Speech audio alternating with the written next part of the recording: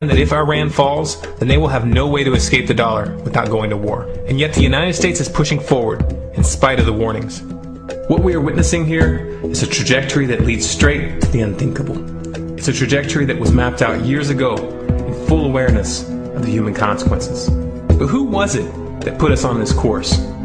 What kind of psychopath is willing to intentionally set off a global conflict that will lead to millions of deaths just to protect the value of a paper currency? It obviously isn't the president.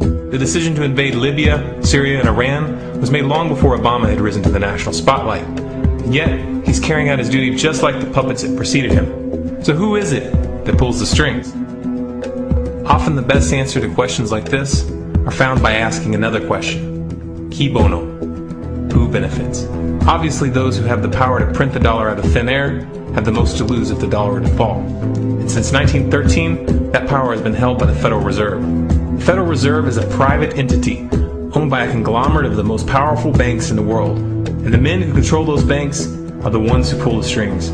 To them, this is just a game. Your life and the lives of those you love are just pawns on their chessboard. And like a spoiled 4-year-old who tips the board onto the floor when they start to lose, the powers that be are willing to start World War III to keep control of the global financial system.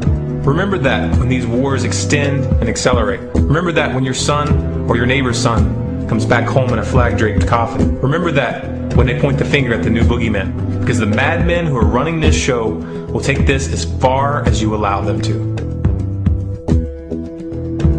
So how much time do we have left? It's a question I hear constantly, but it's the wrong question. Asking how much time we have left is a passive posture. It's the attitude of a prisoner who's waiting to be taken out to a ditch and shot in the back of the head. What are our chances? Can we change course? Also the wrong question. The odds don't matter anymore. If you understand what we're facing, then you have a moral responsibility to do everything in your power to alter the course that we're on, regardless of the odds. It's only when you stop basing your involvement on the chances of success that success actually becomes possible.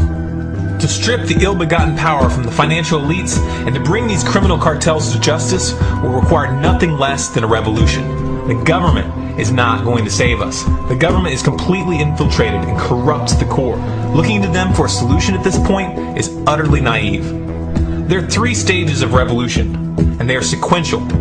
Stage 1 is already underway. Stage 1 is the ideological resistance.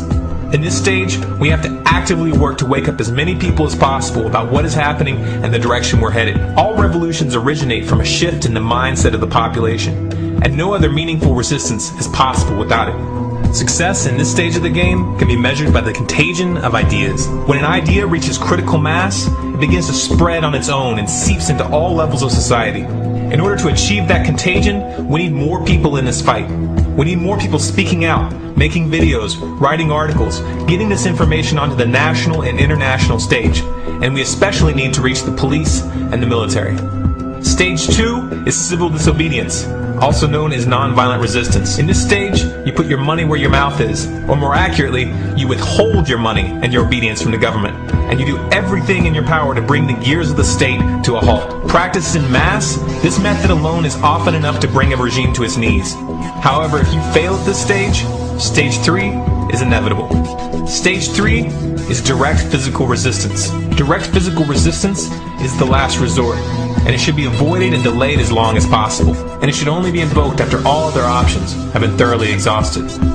There are those who talk tough and claim that they will resist when the time comes. But what those people fail to realize is that if you are inactive during the first 2 stages and save your efforts for the last resistance, then you will fail.